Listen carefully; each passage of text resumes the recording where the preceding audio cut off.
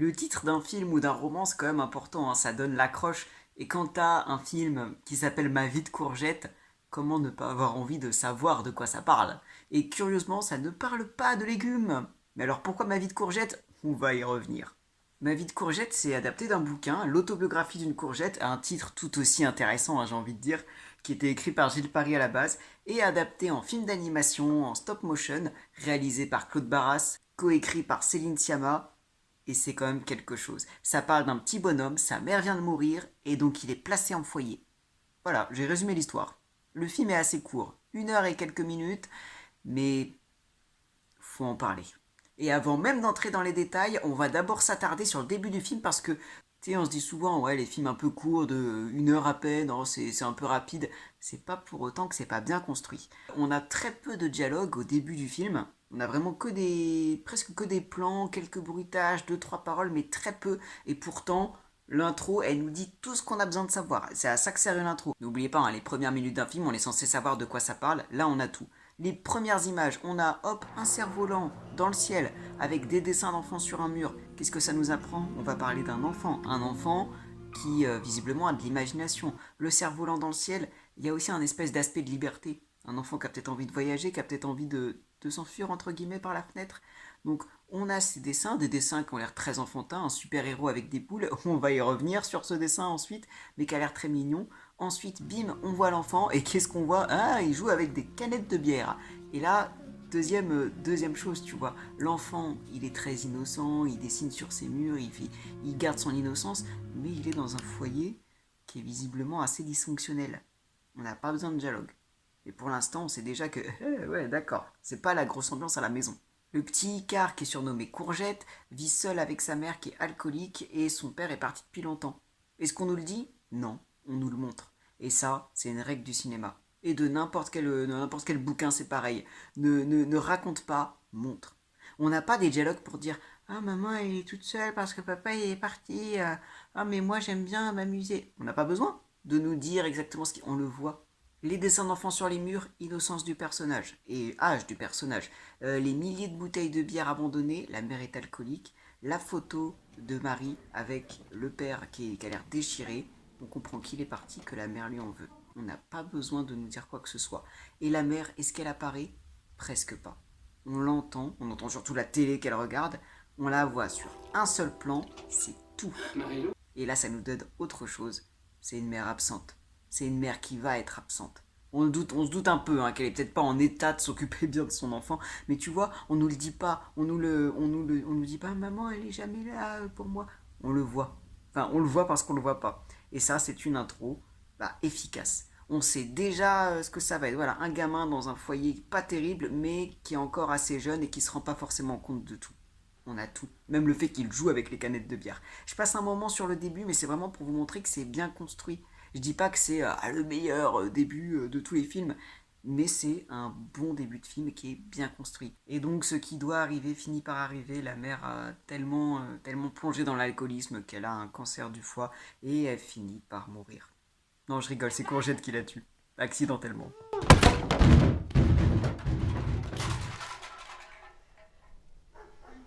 Bah, dans les livres, c'est pire, hein. Dans les livres, je crois qu'il prend un pistolet, il la flingue. Accidentellement aussi. Ça donne un petit peu le ton. Et c'est comme ça que Icar alias Courgette échoue en foyer. D'ailleurs, j'aime bien le prénom Icar et je trouve que ça lui va bien. Il va être très attaché pendant tout le film, ce petit bonhomme de 9 ans, à son cerf-volant. Et Icar, c'est le nom d'un personnage mythologique qui est quand même connu pour avoir voulu voler, qui s'est fait des ailes dans le dos et malheureusement qui a volé trop près du soleil et donc il s'est fait cramer les ailes et il est tombé. Mais c'est quand même un personnage qui vole, c'est un homme qui vole. Et le côté cerf-volant, voilà, c'est assez amusant. Et d'ailleurs, dans cette intro, du coup, je reviens sur le dessin du super-héros avec une poule. C'est parce que, on l'apprend dans le livre surtout. La mère, elle est pas contente parce que ton père, il est parti avec une poule. Le gamin, il comprend pas. Il se dit, ah, papa, il est parti avec une poule. Nous, on comprend que ça veut dire qu'il est parti avec une autre nana. Mais y a cette différence de sens qui est assez intéressante. Et ça, tu sais, on ne le montre pas, on montre juste un dessin, un super-héros avec une poule. Et plus tard, on se dit, ah oui, il y a une poule, oui, d'accord, ok. Et là, c'est la poule de mon père. Maman, elle disait toujours qu'il aimait trop les poules. Donc la majorité du film va tourner autour de la vie au foyer, avec 5 autres enfants qui ont tous des vies familiales un petit peu dysfonctionnelles, et encore je suis gentil, et ben, les gamins qui sont là sont tous là pour des sales raisons. T'en as qui ont leurs parents qui ont été expulsés du pays pour X raisons, d'autres qui sont en prison pour des raisons variées aussi, d'autres qui sont trop malades ou trop instables pour s'occuper des gamins. Bref, des gamins qui sont déjà bien cabossés pour leur âge. Il y a des relations qui vont se nouer, des amitiés qui vont se nouer, des rivalités aussi. Bref, c'est des gamins entre 6 et 10 ans qui essayent tant bien que mal de se faire une espèce de famille de substitution pour eux qui n'en ont plus et qui sont pourtant en énorme demande d'amour familial. Un petit point sur le design du film d'animation. Vous aurez remarqué que c'est pas des dessins classiques, c'est pas du dessin animé, c'est réalisé en stop motion, donc avec les espèces de bonhommes pâte à modeler. C'est pas un style dont je suis très fan à la base. C'est tous les voilà, ces gros mythes, tout ça, je suis pas du tout fan. Mais là, je trouve que c'est pertinent en fait, parce que ça donne un côté enfantin. C'est normal, on va suivre des enfants qui ont une vision vraiment enfantine, et en même temps, ça donne un côté très réaliste, tu vois, plus qu'un dessin, un côté très cru. Et c'est quand même ces deux éléments qui sont très centraux dans le film, le monde de l'enfance et la crudité de la vie réelle. Et puis ça donne aussi un petit côté un peu cabossé, à l'image des gamins qui sont quand même, ouais, qui partent pas dans la vie avec un super pied. Donc ça marche très bien. Le stop motion ici, il est très pertinent. C'est un peu bizarre, il y a un petit peu un côté Tim Burton, mais on s'y fait. Et il y a des personnages, surtout Courgette, qu'on trouve quand même relativement attachants, malgré leur tête qui suggère qu'ils n'ont pas dormi depuis 2 semaines. Je vous encourage à aller voir le film, hein, comme d'habitude, de toute façon, mais vraiment parce que pas mal de personnes regardent ce film enfant ou jeune et tu captes pas vraiment l'horreur de la situation. T'as des gamins, tu captes pas trop ce qu'ils ont, mais quand t'es adulte et que tu comprends la relation qu'ils ont avec leurs parents et pourquoi ils sont dans le foyer, c'est vraiment glaçant. Pour un peu parler de la suite de l'histoire, je vais m'attarder sur 4 personnages qui sont à mon sens les plus importants. On commence par Simon. Simon, c'est l'aîné des enfants du foyer. Ils sont pas beaucoup, hein. Lui, il a 10 ans, c'est un petit peu le petit chef, et je trouve qu'il est très bien écrit. C'est un petit con, c'est vraiment le préado petit con qui fait le chef, voilà, qui roule des mécaniques, qui fait un peu son caïd. On comprend très vite, et c'est là que c'est pertinent, que c'est sa façon de se donner une contenance, c'est sa façon de se donner une confiance en lui, puisque le gamin est tout seul. Donc il a un énorme manque de confiance et un énorme trauma là-dessus qui fait qu'il a ce besoin de contrôle sur les autres enfants pour se prouver qu'il existe, pour se prouver qu'il fait partie du groupe. C'est une façon de compenser son sentiment d'abandon et ça le rend très touchant. Parce que alors il est toujours odieux partout parce que c'est sa façon de voilà de s'afficher et de cacher ses fragilités, mais il est aussi très touchant. C'est un gamin, au début t'as envie de lui tirer les oreilles, mais t'as plus de la peine pour lui. Mais il est très bien écrit, je trouve. On aimerait en avoir plus d'ailleurs. Il est un peu plus développé encore dans le bouquin, il y a beaucoup plus de petites histoires. J'aurais bien aimé que le film montre ça. Je sais pas pourquoi il dure qu'une seule heure. L'autre personnage principal, qui est le personnage principal de toute façon, c'est Courgette, le petit Courgette, qui est quand même un personnage très touchant. Un peu le stéréotype du héros enfant, hein. C'est-à-dire qu'il est très doux, très sage, très gentil, très courageux, mais il est mignon. Lui aussi, hein, il cumule les casseroles quand même. Il vient d'un milieu pas terrible avec sa mère alcoolo qui s'occupait mal de lui, le fait qu'il l'ait un petit peu tué aussi. J'aime bien son look, même si encore une fois, hein, on dirait que le gars est insomniaque depuis 3 ans. Il est mignon et puis j'aime bien ce côté où il parle pas beaucoup. Courgette, c'est un taiseux. Il parle pas, il est très discret, mais il se laisse pas faire. Il est discret mais pas timide. Beaucoup de gens font pas trop le distinguo entre les deux, mais discret mais pas timide. L'un ne veut pas dire forcément l'autre. Il se laisse pas faire par Simon. Il rentre pas dans son jeu et c'est pour ça qu'il y a une petite rivalité intéressante entre les deux. Et dès qu'il arrive au foyer, Simon le prend de haut tout de suite. Il veut directement lui montrer que c'est lui le chef, c'est lui qui mène la danse, c'est auprès de lui qu'il faut causer. Courgette rentre pas dans son jeu. Il a pas envie de parler. Il a pas envie de rapport de force. Ça déstabilise Simon.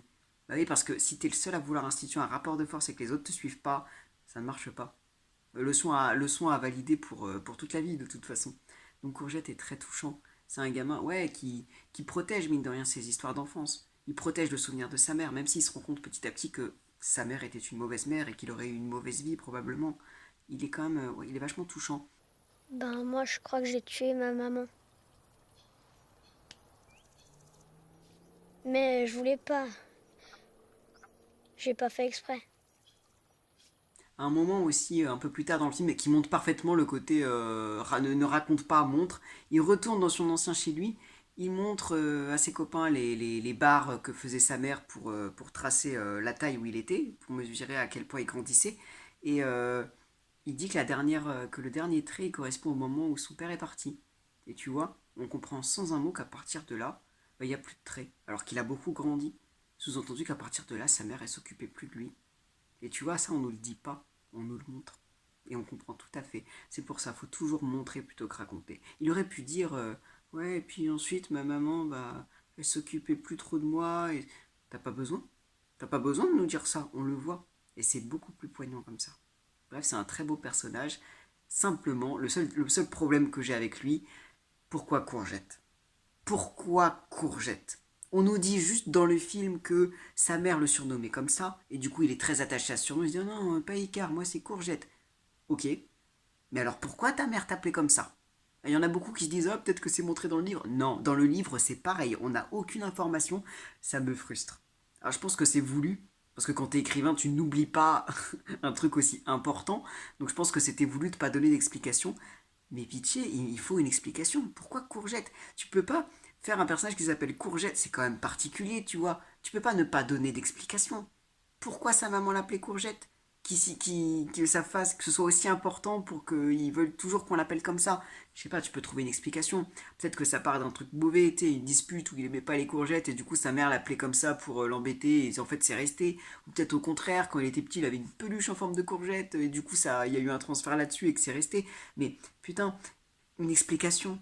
Tu peux pas appeler ton héros courgette, tu peux pas appeler ton héros d'un nom aussi particulier sans qu'il y ait une explication derrière. Parce que l'explication ma mère m'appelait comme ça, ce n'est pas suffisant. Pourquoi est-ce qu'elle t'appelait comme ça? Moi j'aime l'idée du bébé et de la peluche en courgette. Moi je la garde comme ça. Après on comprend, il veut parce que c'est un reliquat de l'époque avec sa mère, je comprends. Mais pourquoi courgette? Tu n'appelles pas ton film Ma vie de courgette si tu n'as pas une explication béton derrière. Non, parce que sinon il peut s'appeler carotte, il n'y a pas de souci. Ou chou-fleur.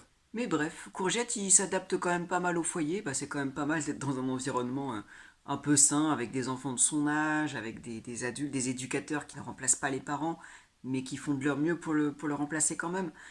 Et surtout, au milieu du film, on a un nouveau personnage qui arrive, une nouvelle pensionnaire, la jeune Camille, dont Courgette va tomber incroyablement amoureux. Dans le livre, c'est encore plus développé, mais j'adore leur relation. J'adore leurs sentiments l'un envers l'autre qui se développent de façon très touchante. Vraiment, j'y crois à leur amour. Tu sais, le petit amour de quand t'as 10 ans et quand t'es vraiment fasciné. J'adore. J'adore. Je trouve leur relation trop choupie. Bref, Camille, c'est l'une des plus âgées. Elle a le même âge que Simon. Elle est pas là pour rouler des mécaniques comme lui. Elle se présente un peu plus comme je vais pas dire la maman parce que c'est un peu cliché, mais elle va prendre les plus petits sous son aile si tu veux. Elle est beaucoup plus posée, beaucoup plus en retrait par rapport au grand discours de Simon. Ça va la rapprocher de Courgette en fait. Elle est très mimi et elle aussi elle a quand même un passif assez lourd parce que son père a tué sa mère. Crime passionnel parce que sa mère le trompait apparemment. Et ensuite son père s'est suicidé, youpi. Et pire que tout, il paraît dans le dossier de la gamine que Ouais. à ce moment-là, bah, elle a tout vu. Ça se voit dans ses yeux. Ça se voit qu'elle a tout vu. Et ce n'est pas tout parce qu'on pourrait croire qu'elle a plus de famille, mais il lui reste une tante et mieux vaut ne plus avoir de famille que d'avoir cette tante-là. C'est pas Harry Potter qui dirait le contraire. Sa tante, elle veut la récupérer juste pour les allocs, juste pour la thune. C'est vraiment un personnage affreux, cette tante qui l'insulte dès qu'elle la voit, qui insulte sa mère, qui est affreuse, qui veut vraiment juste sa garde pour avoir le fric. T'es bien comme ta mère, toi, une petite traînée. Mais ça arrange bien mes affaires, tes bêtises, tu sais. Y'a Camille. Le juge va pas aimer ça. T'as creusé ta propre tombe, ma pauvre fille. Et la première fois que j'ai vu le film, je me suis dit, bon, c'est un peu cliché, enfin, c'est un peu extrême. Et en même temps, je me suis dit, ça me paraît extrême. Mais non, il y a des gens qui sont vraiment comme ça, qui dissimulent absolument pas leurs intentions, qui insultent les gamins immédiatement. Enfin, non, ça existe en fait. Donc en fait, d'un côté, je trouve que le personnage est un peu caricatural, mais de l'autre, bah, je pense qu'il n'est pas tant que ça. Enfin, qui correspond à beaucoup de monde. On l'a vu il y a quelques mois, de toute façon, quand je vous ai parlé du film La Maladroite, sur la maltraitance des enfants, il y en a beaucoup plus que ce qu'on pense. Des gens qui sont capables de ce genre de choses avec des gamins. Donc la principale intrigue de la deuxième partie du film, ce sera ça, d'empêcher que Camille soit adoptée et recueillie par sa tante, en essayant de montrer au juge que la tante, elle est juste mauvaise. Et enfin, le dernier personnage principal, en tout cas personnage quand même important pour l'intrigue, c'est un flic qui s'appelle Raymond. Raymond, c'est celui qui recueille en premier Courgette après la mort de sa mère. Celui qui est là pour rédiger le rapport après la mort, qui est là pour l'orienter vers le foyer. Tout de suite, il se prend de sympathie et même d'affection pour Courgette. Il aime bien ce petit bonhomme qui a pas l'air plus triste que ça, enfin qui a l'air triste mais qui a l'air un peu rêveur et qui n'a pas spécialement peur de ce qui va se passer. Courgette est très courageux et Raymond, ça le touche un petit peu. Donc il continue de prendre ses nouvelles et Courgette lui envoie des petits dessins et tout. Ils ont une très belle relation et on comprend vite qu'à la fin du film, Raymond va vouloir postuler pour être leur famille d'accueil. D'ailleurs, c'est un point que j'aime beaucoup dans le film par rapport à Raymond, c'est qu'il se rapproche très vite de Courgette, c'est un peu son papa adoptif, mais il fait tout le temps ça dans les règles. Ça peut paraître bizarre, mais j'aime ce fait que quand il veut que Courgette vienne avec lui pour le week-end, bah, tu le vois appeler le foyer et dire oui, du coup je peux passer là. Quand Camille elle s'incruste dans sa bagnole parce qu'elle veut pas aller chez sa tante, pareil, il appelle le foyer pour dire bon bah ok, mais faut quand même que je prévienne. C'est quoi ce Bronx? Je voulais que Camille vienne avec nous. Mais il suffisait de demander. Sa tante, elle n'aurait pas voulu. Bon, on fait demi-tour. Et pareil pour à la fin du film, il dit pas à Courgette oh, tu veux que je t'adopte, il dit ah bah j'ai demandé au juge si je pouvais être famille d'accueil. J'aime bien ça. D'accord, d'accord. Je vais quand même prévenir le foyer. C'est un peu l'incarnation, Raymond, dans ce film, du bon adulte, du bon parent, surtout en opposition à la tante. La tante qui est là que pour ses intérêts, et Raymond qui est au contraire là et qui essaye d'être le plus dans le cadre en fait. Au début, on se demande pourquoi est-ce qu'il s'attache autant au gamin jusqu'à vouloir l'adopter, lui et Camille. Et ensuite, on comprend quand il nous apprend qu'il a un grand-fils qu'il ne voit plus depuis longtemps. Des fois, c'est les enfants qui abandonnent leurs parents. Le parallèle est très intéressant. On sent que Courgette et Camille sont vraiment choqués de cette information.